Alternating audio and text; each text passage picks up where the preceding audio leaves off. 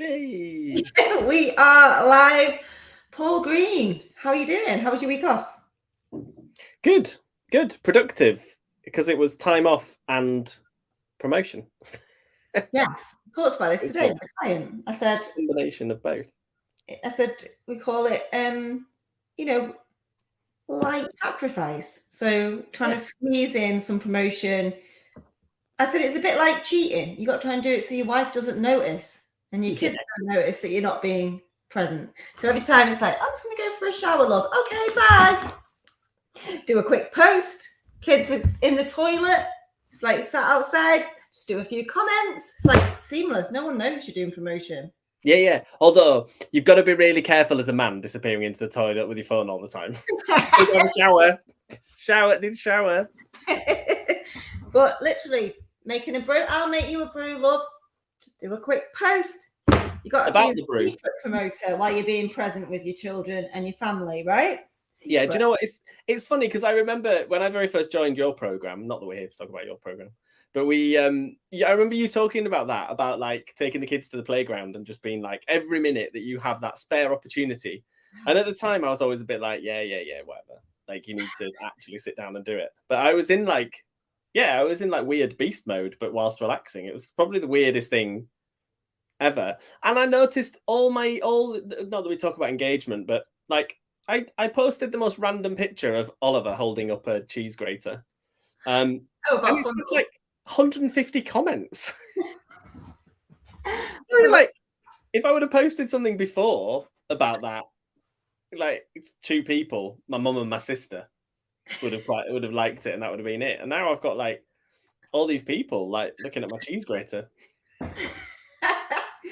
So what? Well, let's start with the end in mind. Like, what have you been promoting all week? We're promoting our challenge. Fill your diary with dream clients in 5 days. Very exciting, because next week Paul and I are doing a challenge, and I've got nothing to do except just show up and do my thing. Well, not even that. Show up and do my sidekick thing. Easy. So I'm looking forward to it, but really exciting. So new challenge, new content, never been seen before, never been done before. It's not about LinkedIn, which will be nice for me. And we are talking all about dream clients. But one of the things that we start with, Paul, when we're working with clients in Client Funnels, which is our business that we own together, is we talk about what they definitely don't want. When they struggle, don't they? And they're like, I don't really know, like, about, and I'm trying to define my dream client. Or, and we always say, like, well, what do you definitely not want? Like, who do you want to repel here? Because that's going to obviously help us when it comes to qualifying clients through a funnel. Like, so I thought it'd be fun today to talk about nightmare clients for us. And I don't mean specific clients, obviously. We're not going to tag them. We're not going to tag them. But just generally, some of the characteristics of nightmare clients for us. I'm going to go first. Number one, people who think that giving you the money is the thing. They think, I've paid you some money. Why is this thing not working? So number one for me, clients who do not do the work. Yeah, that was going to be mine. Well, it's ours, isn't it? Yeah, I think it happens a lot for us with done for you in particular, because people think that done for you means my bank is just going to fill with money. And actually, there's a whole process to it. I think for me, like kind of a level on top of that are the ones that constantly chase you. Like, they're like, what's going on? Not realizing that they're the bottleneck. That actually the reason nothing's happened is because you haven't provided half of the information that I asked you to provide right at the beginning. It's trusting the process, isn't it? Like, you've got to, when you work with someone, you have to trust that person. Now, I don't mean like let the charlatans get away with not giving what they've said they're going to give you. There's a big difference. But like with client funnels, we always say right at the very beginning, like the first stage is going to take a month. It's going to take a month to do that thing. And then I have had clients before we started doing this properly who would message me within 3 days being like, how are you getting on? What's going on? What are you doing? You're like, so the process is we go and do the thing we're doing for a month. Yeah. Yeah, we have some nightmare clients. So let me go. So next for me, this is me personally, not so much Paul, is people who speak to me like I work for them. I like them. They're quite good. You don't mind them? I find them really offensive. They trigger me massively.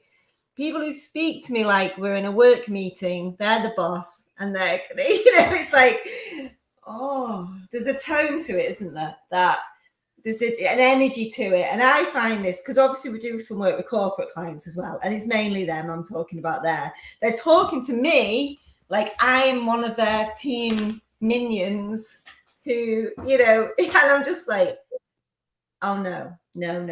I'm really bad with that, aren't I? Whereas you're really good at navigating that. Yeah, to a certain extent. Depends who they are. we've flipped that role around quite a lot. Yeah, definitely. Yeah, true. So, and we're getting some in the comments, right? So this is great from Abby. People who say they already know everything, and that can't be coached. So I've had this. I've had people come to spend time with me in a small group who will not listen to anything I've got to say, take any of my advice on board, and everything I say, they don't want to hear, which is fine. But why are you here? Yeah. Why are you giving me money to be in this group and you don't want to listen, or you're not interested in what I've got to say? That's another thing. And from my agency days, massive one, people who hire you to do the work, then tell you how to do it or question why you're doing things a certain way. And micromanage the process. And that one, when you have a process that's slightly different as well and works in a slightly different way, I guess like the way you use LinkedIn, that's quite a common one, because people are like, oh no, that's not how you meant to use LinkedIn. Well, why are you coming to me then? Why am I the one that you've chosen to get? I think on the same vein for me, it's the clients that go all the way to the end of the process and then stop. So yes, that's such a big one for me too. It happens for both of us. So obviously client funnels, we fill your diary with dream clients. And then the number of times I hear from someone, and you see it, if you go into the Score App group, you see it in the Score App group all the time. Someone going, the process doesn't work. My scorecard doesn't work. And you have a look at it and you're like, you got 500 leads in there. 500 leads is more than most people need in their lifetime. Like 500 warm, qualified leads that are ready and willing and able to work with you, and you do nothing about it. Like, you just, like, one of the things we do is asking for the call, isn't it, with our clients, where we get them to actually ask them, do you want to speak to me? And again, like, we build a funnel for someone, and then they go, oh yeah, I've got 20 people that want to speak to me, but I've not spoken to any of them. Yes. What do you mean you haven't spoken to anybody? It's the same with you, isn't it? They build this perfect profile, they connect with all these people, they put all this content out, but then they don't engage because it feels spammy. I see this so much, and my frustration comes from, it's really easy to see it in other people, and I know how hard it is to spot it in yourself. But I see so many people, including people who pay me privately thousands of pounds to work with them. They will get to a point, do all of the inner work, we'll do all the strategy work, we'll get our plan together. But the execution, I say it's like horse. I know it's a bit sensitive subject, but horses that refuse jumps, right? It's like they get to it, everything leading up to that moment, and then they just put the brakes on and go, no, jockey comes off. That's it. I'm not doing the jump. And then they take themselves back to the beginning. And this isn't like, when I say nightmare client, I mean, it's a nightmare for them. It must be, because they do all the work, they take themselves back to the beginning, then they reinvent themselves as something else and go through the whole process again. Right, I'm going to do you see it all the time, this kind of procrastination of behind the scenes work or inner work. And I'm super spiritual, so I'm down for that, right? But the inner work isn't going to pay the bills. You've got to do some outer work. You've got to just got to do some work. Just do some work. Just do some work. It's okay. So another thing is, like, I say this on lives quite a lot. People who deep down, they look at me and think, well, it's all right for you because, and they fill in the blank with whatever their thing is, right? It's like, it's all right for you though, Helen, because you've got an audience, or you've got Stu, or you've got support, or whatever it might be.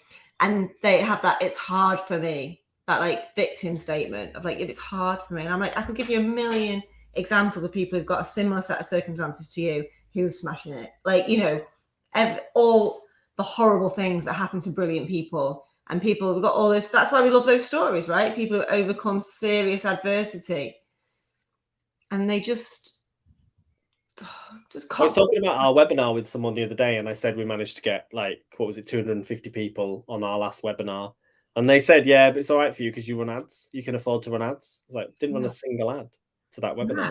Well, how do you think I can afford to run ads for my challenge? Because I did all the hard work in the beginning. Abby's like hit the nail on the head with hers as well. When people keep saying that they're overwhelmed over and over again, like they get, I think it's a similar thing, isn't it? You get stuck in that loop of like, it almost becomes self-doubt, and then, well, maybe I can't do it, maybe it's not going to work for me, and then it's like this, it becomes self-perpetuating, doesn't it? The more you put it off, the more you're likely to do the work, the less likely you are to do the work. It just kind of goes and goes and goes. So I've got another thing that I think we see a lot is people are scared to ask people why they haven't bought. Yeah. So I had a great call today. So I put a post out and I was like, if you didn't buy from me in my last launch, can I have a chat with you and ask you why? So I had a call with one of the girls today. You know, and she said, I've just paid for another I've just come out of another program because it wasn't working for me. I wanted to do your stuff, but I wasn't quite sure. I just need to go and do some work, right? So we had a really good chat. She's got a great business thing coming up and all the rest of it. And that doesn't make you a nightmare client. It just means that you've been through that.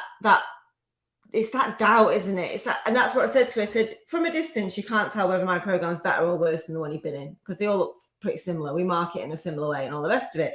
It's like I can totally see why it's hard to understand. Was it me that didn't do the work, or was it the program that wasn't any good? And it's a bit of the two things.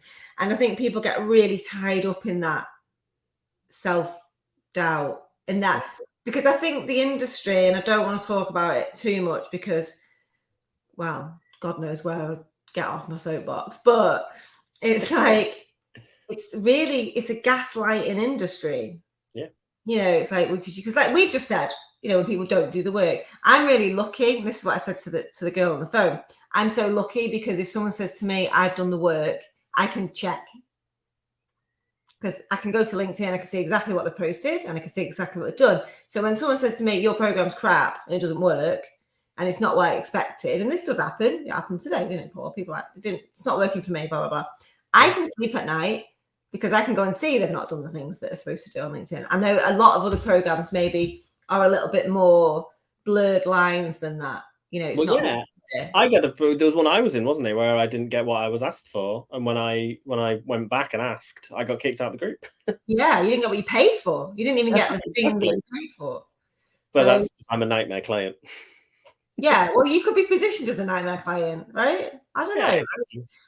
So what else do we see a lot of? And it's, for me, it's more frustrating than anything. Another one for me that's quite frustrating, and I've got to be careful how I word this because I don't want it to come across like we're going after people, but it's people who are not willing to invest. Now, I don't necessarily mean financially, but people who are just not willing to invest in themselves. And I think it almost goes back to that self-doubt again, doesn't it? Like invest the time, invest the energy, invest the resources to become better. Like it's impossible in business for you to be good at everything. So you need to invest in some way, shape or form to improve the areas that you're not so good at. And again, we see it time and time again, don't we? With the people who do challenge. Now, you do need to do 2 or 3 challenges to embed it. I totally get that. But when you see the same people floating around, just doing all the free stuff, not really getting any results, staying stuck. That's procrastination though, isn't it? Just doing lots of free stuff. And like, there's loads of reasons why people don't invest. And like you say, there's a few that we're totally on board with, and I totally agree. And there's a few where it's literally trauma based because of all the stuff that they've been through. But there's definitely a few where you think, don't invest. This is what I say to people though. If you're not ready to invest, then that's fine. But what are you going to do instead? Because you are definitely going to be in the same position in 3 months' time. if you don't do something. So what are you going to do instead? You know, and I think in a way, I was just thinking like nightmare client for me in some ways is someone who's got a husband earning like 200 grand a year, because they're just not as motivated, right? Because they're kind of like, I've not got, you know, sometimes a dream client for me is someone that's like, this is my last 1,500 quid. You know what I mean? I'm putting it all in and I'm going all in. I'm going to do whatever it takes and I'm going to show up and I'm going to do it. They're kind of my dream clients in a lot of ways because they've got that motivation. And sometimes, you know, I don't know how motivated I would have been if I'd have had a husband earning 200 grand a year. I don't know. You just don't know, do you? Everyone's got their own set of circumstances. But I do feel like if you haven't got the feet to the fire in some ways. Oh, I tell you another thing. People who are doing something that they don't really want to do. Yes. So I see this a lot when I dig into it and people are like, it's not working, not getting any leads. And then I look at the stuff and I'm like, you can just feel the energy in it. I'm like, do you really want to be insert thing? And it's like, well, no, not really. I really want to be insert new thing. And I was like, let's do new thing. And then it's like, oh, now it's a massive shift. And I posted about this and the woman today said it really hit home with her. A lot of people leave employment and go and set up a business doing what they did in employment, right? Which makes sense. Not for you because you didn't have a plane to fly. It wouldn't work for you. But for a lot of people, say you're a teacher, you come out of teaching, you become a tutor, right? Yeah. You're a HR director, you come out and you become a HR consultant, right? That kind of makes sense as a stepping stone. But I meet a lot of people who are maybe 2 to 3 years into that and are like, I hate it. I hated it as a job, which is why I wanted to get out. And now I hate it as a business, except instead of just doing the thing I hate, I've now got to run a business, which I hate as well. So, I hate HR, so I'm going to leave my job in HR to become a HR consultant. Yeah, it's like, don't be a yoga teacher. Like, follow your dream, literally. Yeah.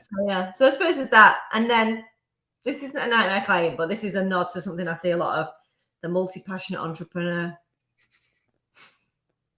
Babe, you just can't make a fucking decision. I get it. The other side of that is the entrepreneur who doesn't actually know what they sell. Oh, yeah. That's the other one. What do you sell? Well, no. Yeah. I'm like, oh, what is that? How do I buy that? But the biggie, people who can't say out loud how much they charge. That is quite a big one. It's not a nightmare client, but it's like a nightmare for your marketing. So to not be able to say, this is who I am, this is what I do, this is who I help, this is how much money I make, like how much money I charge or whatever. It's like, oh, it must be really difficult. And I think just the overcomplication generally, and I posted about this today because it just came into my mind because that's how I do my content. I think people overcomplicate sales and marketing to give them an excuse not to do it. Massively. Yeah. It takes them hours to sit and write a post. Yeah. Like, I think there's almost like a journey you've got to go on, haven't you? Like I remember in the first few days being like, or the first couple of weeks, probably even months, taking like ages to write that perfect story post and then getting like nothing from it. And then being like, oh, if I do this a lot quicker, I'll still get nothing from it. And 20 minutes. Everything is anonymous. I think I can't say overthink as a nightmare clients because that's 90% of my clients that overthink it. So that's my job to try and simplify it and decomplicate things. But like for me, it's taking it so seriously. You know, getting so emotionally in it and stressed with it and like making it so much like this kind of big bad monster that they've got to somehow defeat instead of thinking this is fun and enjoyable and it's not life or death. Like we're not doing open heart surgery, you know, we're not picking bodies up off the motorway, you know what I mean? Like we're not doing something really challenging or difficult or hard. We're posting on the internet. Yeah, exactly. And making money, like just taking pictures. Taking pictures and posting them, posting links and anything. So I tell you another thing about nightmare clients, and I'm sure you'll agree and everyone watching will agree, clients who don't pay. That's the worst kind of client. We don't get it as much, do we? Because we pay up front. But in agency land or, you know, if you're working for big organizations, how rude are people who don't pay your invoices? Yeah. And then ghost you. So you've got ghosting's the big one, isn't it? Like the ones that don't actually communicate. I mean, communication's everything, isn't it? Like sometimes there are circumstances that mean you don't pay, or that you can't pay at that point, or there's always a line of credit, isn't there, somewhere? Like the line of cash flow. Like more often than not, the reason someone hasn't paid is because someone else hasn't paid, and someone else hasn't paid, and someone else hasn't paid. But just communicate, talk, just tell people. Like that's I mean, that's sales 101, isn't it? Like communicate, talk. Yeah, it's not. You're not a nightmare client if you can't pay. You've just got a cash flow problem, which doesn't make you a nightmare client. You're a nightmare client if you don't tell somebody and you let them just wait, and not know what's going on. The chances are you're becoming a nightmare client because you've got a nightmare client. It's like it's the chain of nightmare clients. Maybe we should make that a thing now. The chain of nightmare clients. Nightmare clients. But the thing is, also, because I'm a big believer in energy, I feel like if you're not quite in the right space, and I can say this with experience, if you're not quite in the right space, you attract people who are not quite in the right space. So when I was not in the right space, and I used to spend a lot of time arguing with strangers on the internet, I used to sell a lot. So when someone used to slag me off, like they still do, and I'd I'd put a post out and someone would disagree with me, or someone would put a post about me, and then I would run to it and get all up in the engagement and give the guys pantomime and would defend myself to the death, and I'd be try and be funny and sarcastic and make sure that everyone could see I was defending myself, and I attracted a lot of clients. I made a lot of money, and they were all insane, just like I was. So how you show up online is how you attract clients to you. So when I was being a knob online, and I hold my hands up, and I always say, I apologize if you were around me in 2017. I was not cool. But you probably blocked me, so you won't see this. And that's okay. But I attracted a load of knobs. You get what you attract, It's the same with men. I was talking about this.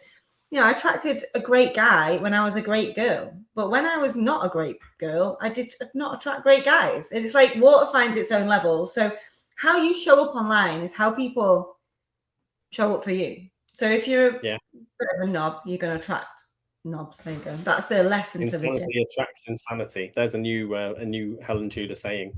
I like Abby's one there as well. Clients who want an in-depth conversation about whether they should buy your $5 ebook. Yes. We get that quite a lot. I had one the other day. Someone said, can we have a quick call to discuss whether I should join your challenge? But no. Just join it. No. Join it or don't join it. Oh, that's another one. People that complain about free content. Oh, I'm not happy with this free challenge. Here's your free refund. Bye. We should have the similar to Eloise's checks. You should have your Helen Tudor refund checks. Yeah, here's a refund on you make a fortune selling them. The check of nothing. Here's your refund. But yeah, so even do checks. But anyway, it's all part of it. It's all fun and games. I've met thousands and thousands of people doing this business, and the overwhelming majority are absolutely brilliant, beautiful, fantastic, and lovely. It's like anything, isn't it? You have to have a bit of yin and yang. But what I would say is a nightmare client for me might be a dream client for somebody else. And that's quite important. It's not just it's about fit, isn't it? And energy and being in the right place at the right time as well. So let's talk dream clients. What's a dreamy client for us? I know, because Joe Stinson's in the chat. Yeah. We're all in the chat. Dream clients, the ones who turn up. Dream clients for me, there's a couple of criteria for a dream client, but two of the really important things is they have to already know what they're selling. They have to already have something that they sell, that they can sell, but it's just a bit of a struggle. Yeah, and all they want is that they're at that point where they just want to scale it up now. They want to automate the process a little bit more, streamline things a little bit, and that's exactly kind of where we step in. The other side of it for me is people who are willing to do what it takes to make the sale. For me, has to be that dream client, because when we provide them with so much information, so much data, so much value, but the sale might not be there, you've got to be willing to go and get that sale, like really kind of hunt it down. And more often than not, that's a phone call that people are absolutely petrified of doing it. Yeah, like Abby's saying, dream client's got a sense of humor. That's a good point, isn't it? You've got to attract. So I talk about value, joy, profit, and one of the things that's talked about in the joy section is having joy with your clients. Like clients, you want. So for me, dream client is for someone when I see them in my inbox, I'm happy to listen to that voice note. Yeah. You know what I mean? Nightmare clients, I'm like, oh shit, what does this person want? Like, yeah, what they're complaining about. That's how you sense check this. Like if you get an email or a text or a DM or whatever, you know, a WhatsApp, a Voxer. Started using Voxer this week with a new client. Feel all fancy. I know everyone's been using it for like 10 years. And it doesn't spark joy when you look at it, even though you don't know what's in there. That's when you got to start assessing, am I attracting the right clients, right? So that's a really good one. Yeah, it's got, because you know the feeling, the opposite feeling, right? Yeah, the sync of, oh God, what think like, oh God, got an email off that client, or I've got a voice note, I wonder what's in it. Like the voice note from a nightmare client is like the new version of your boss emailing you and saying, can you come to my office after lunch? And you're like, how the hell am I going to eat my lunch now? Terrified of what's going to happen in this meeting. So it's you're like, I don't want to respond straight away, but you just play it through your head all day. This is what I'm going to do. This is what I'm going to do. This is what I'm going to respond. And I always find, I don't know if you do the same, but more often than not, I misread the tone of those emails because I think they're a nightmare client. I'm ready to go in all guns blazing. Yes, and it's like they'll send a message checking in, like just asking where things are. And I will always start the reply initially and then delete it with, as I've previously told you. Yeah. And then I delete it and I'm like, it's going really good, thanks. Just doing this, and this. And then more often than not, they're like, okay, fine, thanks. And you're like, oh, I've totally a problem. And the same when it's a dream client who you love working with, it's like you give them the benefit of the doubt on the tone. Yeah. Do you know what I mean? It's like the opposite, isn't it? You kind of like, because I'm really short, aren't I? I'm really short on messaging. Love it. I would forget to say like hi, morning, whatever. I'm just like, but you only say that when you want something. Yeah, if I say hi, Paul's like, oh, here we go. She really wants something. I just want to reply and say hi. Hi. So like, it's for me, it's all about like, how do those clients make me feel? Not about really what do my clients do? Like, would I happily go for a drink with these clients? And I think the closer you are to a client, the more important this stuff is. Are the people in my big program I probably won't want to go for a drink for? Maybe. It doesn't matter as much. But the closer they get to you, so if you are working one-to-one or small groups, very important. The chemistry is, for me anyway, super, super important. And also, but I've also heard people say, well, it doesn't matter, I just sell a product. So I'm like, yeah, but you still have to deal with these people. Even if you just sell, like one guy I know made a fortune selling shower curtains from Turkey. Nice. On eBay or something, or Amazon. Shower curtains made of Turkey. Yeah, for Lady Gaga. But you still got to deal with the complaints, the refunds, the reviews, and all the rest of it. So they're still your customers. You still want nice customers and clients, right? Yeah. And again, with corporate people are people too. So let's work with dream corporate clients, with people within departments who are lovely, great to work with, great to speak to, right? These people are there. And I see a lot of people just thinking it's just take the money at all costs. But there's two different types of money. There's like, well, I know Eloise is on the call. I've just started to read a book, so she might disagree with me. But for me, there's like money at all costs is like toxic money. You're like, I sold my soul for this cash. And I don't, you know what I mean? It doesn't feel good. Whereas like dream clients give you dream money. It's high energy, high vibe money. So it feels lighter and better and more of it and more abundant. In my, obviously I'm into energetics, but like, I'd rather not take the money, that's what I'm saying. And I know it's easy for me because blah, blah, blah. But you'll start to see the difference, I think, when it comes to working with clients, if you love them than if you hate them.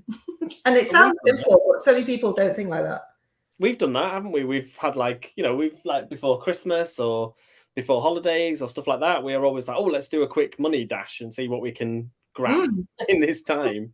Yeah. And then we end up like dropping the people that we would normally work with. We tend to drop the price. And you completely see it, and then they are the ones that are really difficult clients. Yeah, and I think there's definitely some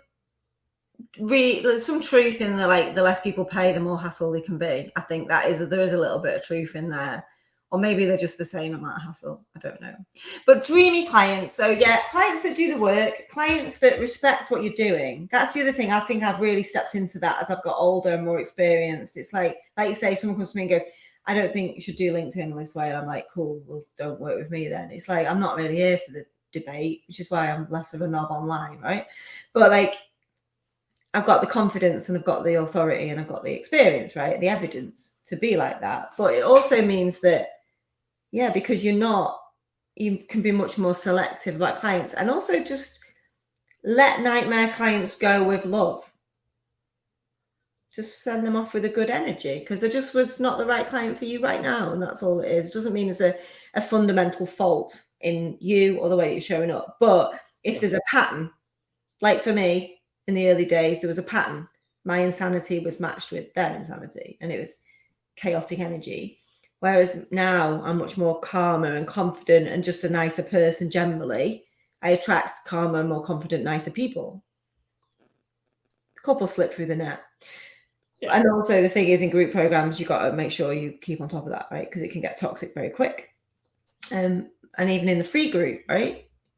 When nightmare. We tag out everyone and we get rid of all the people that complain, right? Because they're not our people, which is such a great way to skim some people out of the group. Best way to unsubscribe everyone.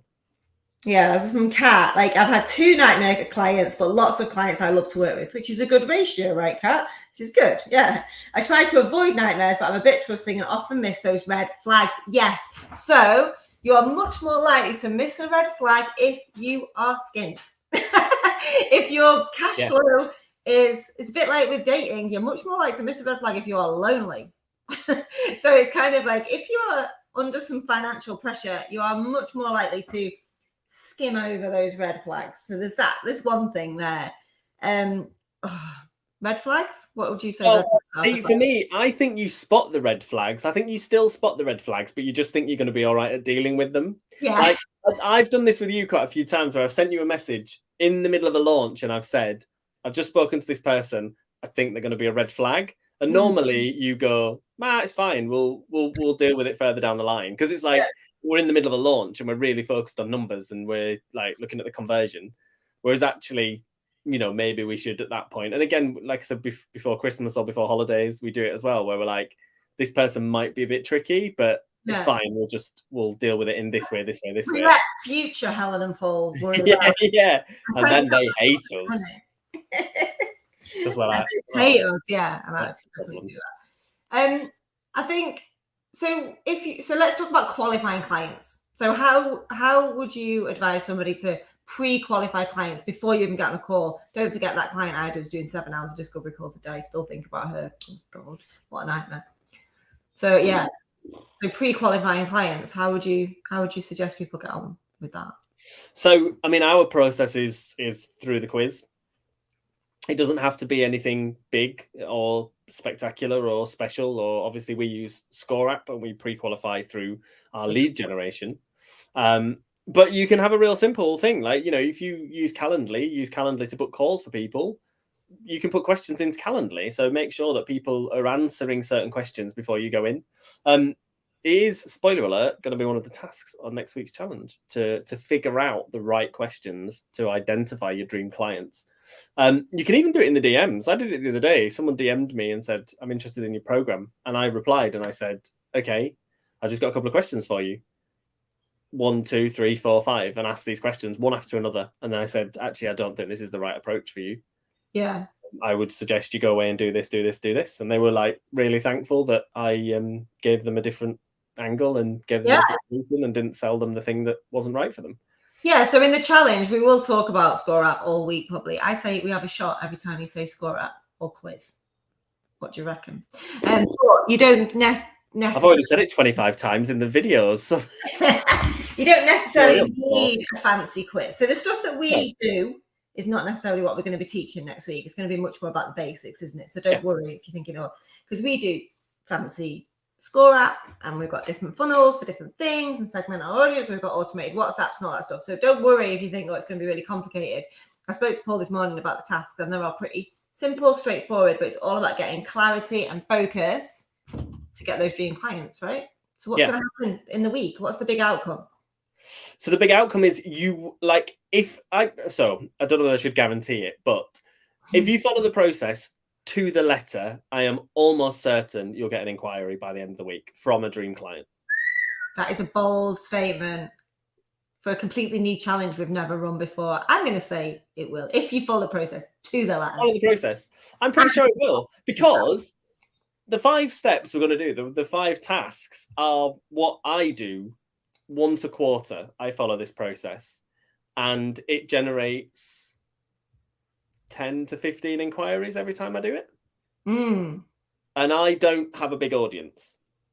And I mean me personally now. This isn't client funnels. This isn't for Helen's business. Like, this is me personally. I do this. So I have an all right following, a small mailing list that's growing.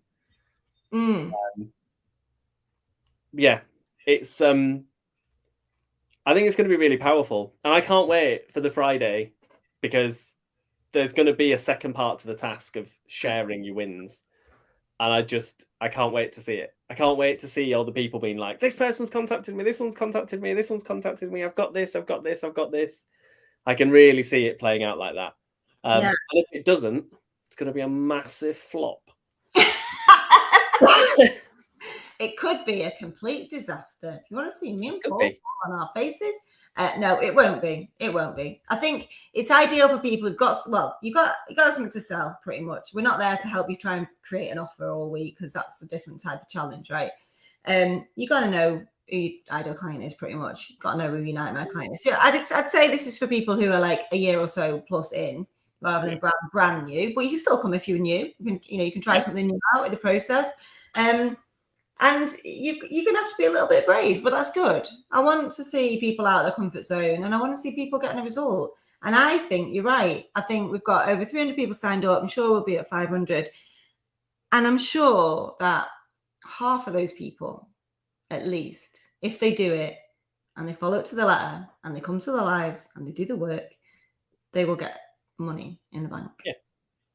And it's, I think, well, one of the things I've learned from your challenges, and one of the things I've really made sure with this, is that this is a standalone process. Like, this is the thing. Like, you don't have to go and buy something. We're not going to make you sign up to Score App. We're not going to make you start building really complicated quizzes. We literally are going to give you the absolute basic tools. Go and do this thing with the resources you already have available to you. Yes, we're going to try and sell to you. Yes, we're going to try and get you to come and join the Client Funnels Academy, because what the Client Funnels Academy does is it automates this process so that you don't have to spend the time that we're going to spend creating this every single day, week, month. The process will just run itself.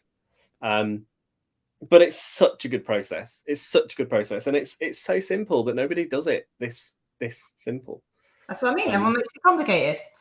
People who sell stuff make it complicated so they can uncomplicate it for people. But it doesn't need. Yeah, exactly. But I genuinely think, come along, 15 to 20 minutes a day, possibly even less if you know your stuff. Follow the process.